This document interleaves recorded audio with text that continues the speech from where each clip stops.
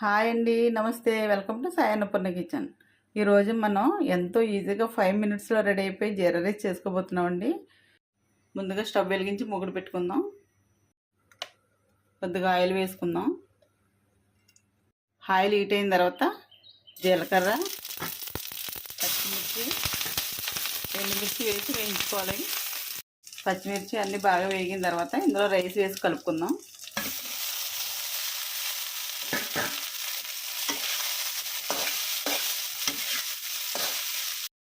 సరిపడినంత సాల్ట్ కూడా వేసుకుందాం. వేసుకొని బాగా కలుపుకోవాలి. అంతా కలిసేంత వరకు. అంతా బాగా కలిసిన తర్వాత కొత్తిమీర వేసుకోవాలండి. వేసుకొని బాగా కలుపుకుందాం. చూసారా జీరా రైస్ ఎంత ఈజీగా చేసుకోగలుగుతున్నామో. చూడగానే నోరు ఊరిపోతుంది కదా. ఈ రెసిపీని మీరు కూడా ట్రై చేసి మాకు కామెంట్ చేయండి. ఓకే అండి, జీరా రైస్ రెడీ అయిపోయింది.